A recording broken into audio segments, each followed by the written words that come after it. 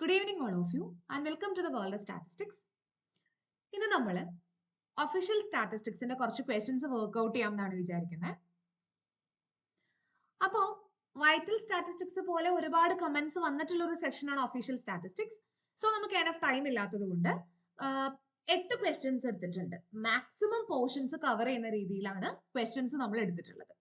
So 8 questions പഠിക്കുമ്പോൾ അത്യാവശ്യം official statistics മനസ്സിലാകണം എന്നാണ് ഞാൻ വിചാരിക്കുന്നത്. ഓക്കെ, അപ്പോ സമയം കളയുന്നില്ല. Moving on to the first question.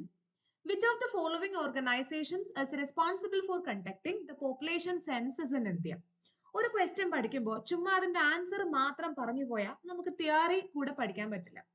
So നമുക്ക് മാക്സിമം കാര്യങ്ങളും കൂടെ പറഞ്ഞു പോവാം. സോ സ്കിപ്പ് ചെയ്യാണ്ട് കാണും. അപ്പോ പോപ്പുലേഷൻ സെൻസസ് കണ്ടക്ട് ചെയ്യാൻ റെസ്പോൺസിബിൾ ആയിട്ടുള്ള ഓർഗനൈസേഷൻ ഏതാണ്? 4 ഓപ്ഷൻസ് തന്നിട്ടുണ്ട്. അപ്പൊ പഠിക്കേണ്ട കാര്യം, പോപ്പുലേഷൻ സെൻസസ് കണ്ടക്ട് ചെയ്യുന്നത് ശരിക്കും office of registrar general of India ആണ് ആൻഡ് സെൻസസ് കമ്മീഷണറും കൂടെയാണ്. സെൻസസ് കമ്മീഷണറും രജിസ്ട്രാർ ജനറൽ ഓഫ് ഇന്ത്യയും കൂടെയാണ് പോപ്പുലേഷൻ സെൻസസ് കണ്ടക്ട് ചെയ്യുന്നത്.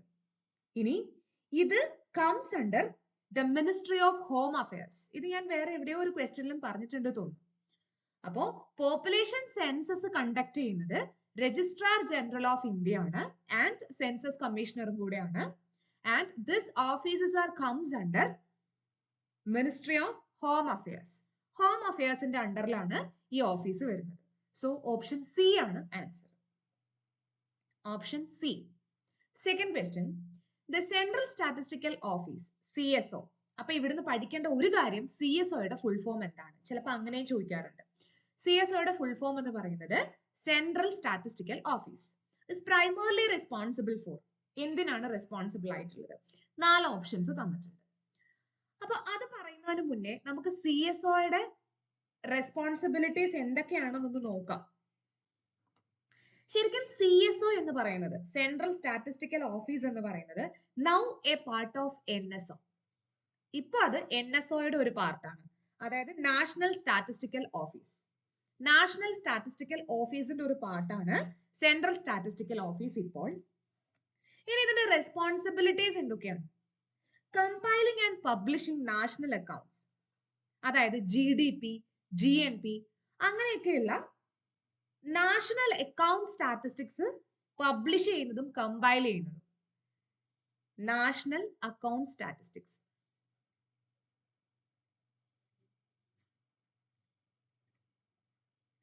അപ്പോ national account statistics like GDP, GNP ഇതൊക്കെ കമ്പൈൽ ചെയ്യുന്നതും പബ്ലിഷ് ചെയ്യുന്നതും CSOയുടെ ഡ്യൂട്ടിയാണ്.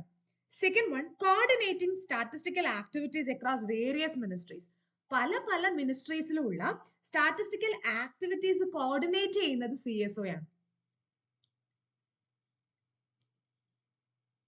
Coordinating statistical activities. അപ്പൊ സ്റ്റാറ്റിസ്റ്റിക്കൽ ആക്ടിവിറ്റീസ് ഒക്കെ കോർഡിനേറ്റ് ചെയ്യുന്നു. പിന്നെ അതേപോലെ സ്റ്റാറ്റിസ്റ്റിക്കൽ അനാലിസിസ് ഓഫ് ഡേറ്റ, പല ഗവൺമെന്റൽ ഡിപ്പാർട്ട്മെന്റ്സിന്റെയും അനാലിസിസ് ഓഫ് സ്റ്റാറ്റിസ്റ്റിക്കൽ ഡേറ്റ ചെയ്യുന്നതും CSO ആണ്. ഓക്കെ, അപ്പൊ ഇതൊക്കെയാണ് മെയിൻ ആയിട്ടുള്ള റെസ്പോൺസിബിലിറ്റീസ്. ഇനി നമുക്ക് നോക്കാം നമ്മുടെ ആൻസർ എന്താ വരുന്നത്. Conducting agricultural surveys. ഈ അഗ്രികൾച്ചറൽ സർവേസും ഹൗസ് ഹോൾഡ് സർവേസും ഒക്കെ ചെയ്യുന്നത് ശരിക്കും NSSO ആണ്. അത് നമുക്ക് പറയാം കുറച്ചും കൂടെ മുന്നോട്ട് വരുമ്പോ. അപ്പോ എന്തായാലും അതൊന്നും അല്ലാന്ന് മനസ്സിലാക്കാം. ബിക്കോസ് ഓപ്ഷൻ എയും ഓപ്ഷൻ സിയും കംസ് അണ്ടർ NSSO. അത് NSSOയുടെ പേർപ്പസസ് ആണ്. അഗ്രികൾച്ചറൽ സർവേസും ഹൗസ് ഹോൾഡ് സർവേസും, അതായത് ലാർജ് സ്കെയിൽ സർവേസ് എല്ലാം കണ്ടക്ട് ചെയ്യുന്നത് NSSO ആണ്. പിന്നെ ഇലക്ടറൽ റോൾസ് ഒന്നും അതിൽ വരുന്നില്ല. സോ അപ്പൊ എന്താണ് ആൻസർ?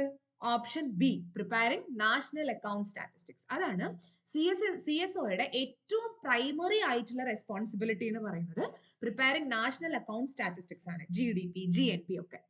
So option B. അപ്പോ അതിനകത്തുനിന്ന് നമുക്ക് 3-4 കാര്യങ്ങൾ കിട്ടി. ഒന്ന് CSOയുടെ ഫുൾ ഫോം, 2 അതിന്റെ ഡ്യൂട്ടി എന്തൊക്കെയാണ്, 3 അഗ്രികൾച്ചറൽ സർവേസും ഹൗസ് ഹോൾഡ് സർവേസും പോലെയുള്ള ലാർജ് സ്കെയിൽ സർവേസ് ഒക്കെ NSSOയുടെ ഡ്യൂട്ടിയാണ്. അങ്ങനെയാണെങ്കിൽ NSSO എന്താണ്? സ്റ്റാൻഡ്സ് ഫോർ, NSSOയുടെ ഫുൾ ഫോം എന്താണ്? NSSO stands for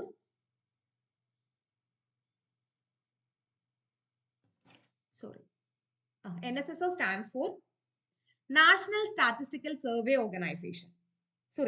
National Sample Survey Organization. National Sample Survey Organization. Option B ആണ് NSSOയുടെ ഫുൾ ഫോം എന്ന് പറയുന്നത്. National sample survey organisation. Okay, അപ്പോ NSSO, CSO, NSO ഇതിന്റെയൊക്കെ ഫുൾ ഫോമും കൂടെ പഠിച്ചു വെക്കാം. അപ്പൊ അവിടുന്ന് അത് കിട്ടി. ഇനി the national income of India is estimated by. National income estimate ചെയ്യുന്നത് ആരാണ്? അതല്ലേ കുറച്ചു മുന്നേ നമ്മൾ പറഞ്ഞത്, CSO. CSO ആണ് നാഷണൽ ഇൻകം എസ്റ്റിമേറ്റ് ചെയ്യുന്നത്. അപ്പോ ഇവിടുന്ന് ഒരു കാര്യം മനസ്സിലായില്ലേ? ഓരോ ഓർഗനൈസേഷൻസിന്റെയും NSSO, നീതി ആയോഗ്, NSO, പിന്നെ മോസ്പി, മിനിസ്ട്രി ഓഫ് ഫിനാൻസ്, ഇങ്ങനെയുള്ള എല്ലാത്തിന്റെയും കുറച്ച് റെസ്പോൺസിബിലിറ്റീസ് പഠിച്ചു വെക്കാം. ഓക്കെ, ഇപ്പൊ CSOയുടെ നമ്മൾ പഠിച്ചു. അപ്പം നാഷണൽ ഇൻകം ഓഫ് ഇന്ത്യ എന്ന് പറയുന്നതും CSO തന്നെയാണ് ചെയ്യുന്നതെന്ന് മനസ്സിലായി. ഇനി മിനിസ്ട്രി ഓഫ് ഫിനാൻസ് എന്താണ് ചെയ്യുന്നത്? മിനിസ്ട്രി ഓഫ് ഫിനാൻസിന്റെ ഡ്യൂട്ടി എന്താണ്? Publishes economic surveys. Economic surveys publish ചെയ്യുന്നത് മിനിസ്ട്രി ഓഫ് ഫിനാൻസ് ആണ്. Publishing economic surveys. Economic surveys publish ചെയ്യുന്നു. ദെൻ മോണിറ്റേഴ്സ് എന്തൊക്കെ മോണിറ്റർ ചെയ്യുന്നു? നമ്മള് ഇൻഡെക്സ് നമ്പേഴ്സ് ഒക്കെ പഠിച്ചപ്പോ പറഞ്ഞില്ലേ, ഇൻഫ്ലേഷൻ, അതായത് പെട്ടെന്നുണ്ടാകുന്ന ഒരു റൈസ്, ഇൻഫ്ലേഷൻ മോണിറ്റർ ചെയ്യുന്നു. ടാക്സ് റവന്യൂ മോണിറ്റർ ചെയ്യുന്നു. എക്സ്പെൻഡിച്ചർ പാറ്റേൺ മോണിറ്റർ ചെയ്യുന്നു. അപ്പൊ ഇതൊക്കെയാണ് മിനിസ്ട്രി ഓഫ് ഫിനാൻസിന്റെ duties. Publishing economic surveys, monitors inflation, tax revenue, expenditure pattern etcetera. ഇതൊക്കെയാണ് മിനിസ്ട്രി ഓഫ് ഫിനാൻസിന്റെ ഡ്യൂട്ടീസിൽ വരുന്നത്. അപ്പൊ അങ്ങനെ CSOയുടെ നമ്മൾ പറഞ്ഞു. അപ്പൊ അങ്ങനെയാണെങ്കിൽ NSSOയുടെ എന്തൊക്കെയായിരിക്കും? NSSOയുടെ ഡ്യൂട്ടീസ് എന്തൊക്കെയായിരിക്കും? നേരത്തെ നമ്മൾ പറഞ്ഞില്ലേ, NSSO is conducting large scale surveys. Large scale surveys ഒക്കെ NSSOയുടെ ഡ്യൂട്ടിയാണ്. അതായത് employment, unemployment, consumer expenditure, health, education, housing, informal sectors, ഇതൊക്കെ ലാർജ് സ്കെയിൽ സർവേസ് ഒക്കെ NSSOയുടെ ഡ്യൂട്ടിയാണ്. Employment, unemployment, consumer expenditure, health, education, housing, informal sectors etcetera. അതേപോലെ high quality data collection ensure ചെയ്യുന്നുണ്ട്. High quality data collection through field operators. Field ഓപ്പറേറ്റേഴ്സിൽ കൂടെ തന്നെയാണ് high quality data collection. പിന്നെ publishers reports and release data to the public and government agencies, making it accessible for research and for policy formation. Policy formation ഒക്കെ വേണ്ടിയിട്ട് NSSO പല റിപ്പോർട്ട്സും ഒക്കെ publish ചെയ്യുന്നുണ്ട്, അത് റിലീസ് ചെയ്യുന്നുണ്ട് ഗവൺമെന്റിനും അല്ലാതെ ഏജൻസീസിനും ഒക്കെ. അപ്പൊ ഇതൊക്കെയാണ് NSSOയുടെ ഡ്യൂട്ടീസ്. ഓക്കെ, അങ്ങനെയാണെങ്കിൽ ഇനി ഒരെണ്ണം കൂടെ അല്ലേ ഉള്ളൂ, നീതി ആയോഗ്. നീതി ആയോഗിന്റെ ഡ്യൂട്ടി എന്തൊക്കെയാണ്? അതും ഈ പറഞ്ഞ പോലെ പോളിസി പ്ലാനിങ് ചെയ്യാൻ വേണ്ടിയിട്ട്, ഡിസിഷൻ മേക്കിങ്ങിന്,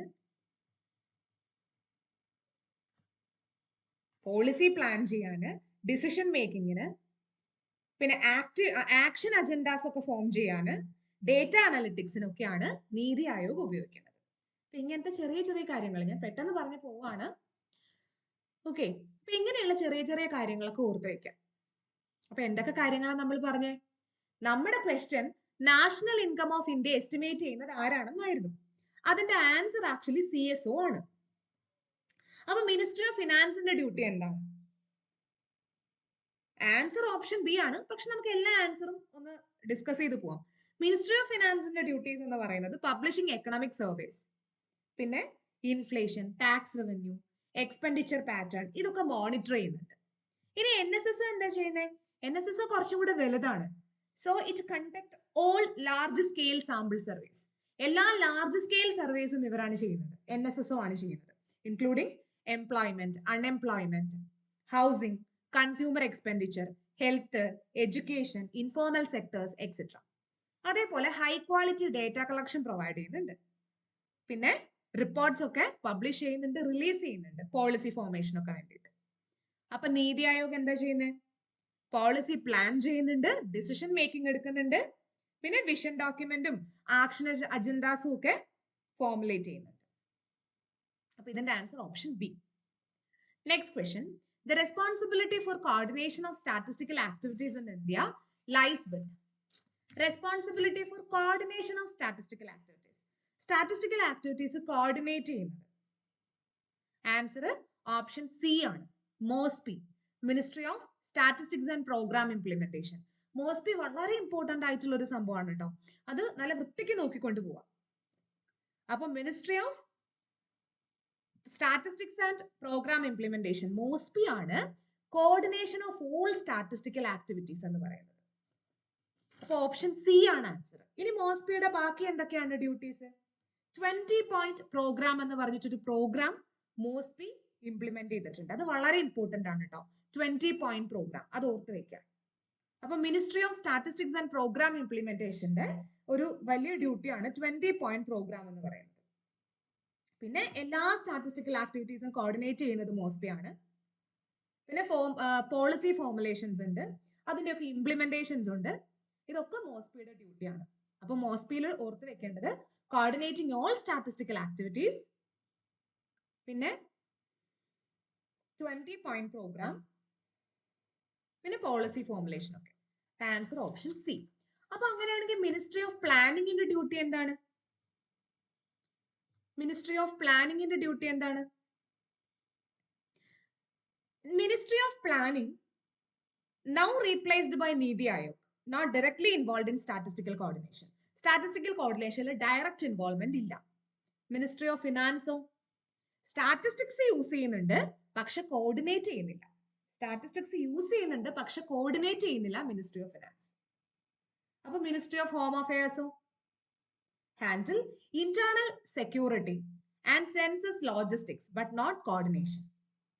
ഇന്റേണൽ സെക്യൂരിറ്റീസും സെൻസസ് ലോജിസ്റ്റിക്കും ഒക്കെയാണ്, കോർഡിനേഷൻ ഇല്ല. കോർഡിനേഷൻ ഉള്ളത് മോസ്പിക്കാണ്. So option C. Next question. Which of the following is not a function of CSO? CSOയുടെ ഫംഗ്ഷൻ അല്ലാത്തത് ഏതാണ്?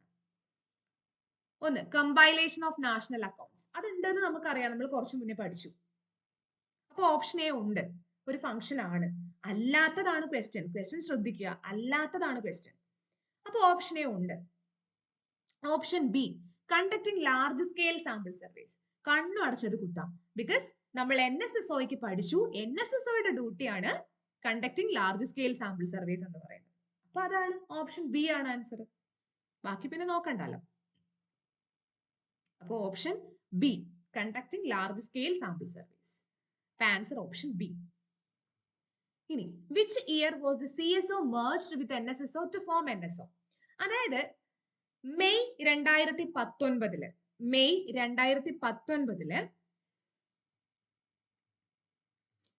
2019 government of India approved the merging of CSO and NSSO to form of a unified body called NSO. ഈ CSOയും NSSOയും കൂടെ merge ചെയ്തിട്ട് NSO എന്ന് പറയുന്ന ഒരു unified body ആയിട്ട് മാറി. ഓക്കെ, അത് ഓർത്ത് വെക്കാം. So answer 2019. Option C. Then last question. The production method of national income estimation is also known as. നമുക്ക് നമ്മുടെ സിലബസിൽ ഏറ്റവും ലാസ്റ്റ് കിടക്കുന്നതാണ് മെത്തേഡ്സ് ഓഫ് നാഷണൽ ഇൻകം എന്ന് പറയുന്നത്. ഒരു 4 മെത്തേഡുകളാണ് നാഷണൽ ഇൻകം എസ്റ്റിമേഷൻ ഉള്ളത്. അതിൽ ഒരു ഒന്നാമത്തെ മെത്തേഡാണ് പ്രൊഡക്ഷൻ മെത്തേഡ്. ആ മെത്തേഡിന്റെ വേറൊരു പേരെന്ന് പറയുന്നത് ഔട്ട്പുട്ട് മെത്തേഡാണ്. Output method. So option A ആണ് ആൻസർ. അപ്പൊ ഏതൊക്കെയാണ് ബാക്കിയുള്ള മൊത്തം മെത്തേഡുകൾ എന്ന് പറയുന്നത് നോക്കിയാലോ. ഒന്നാമത്തെ മെത്തേഡ് പ്രൊഡക്ഷൻ മെത്തേഡ്,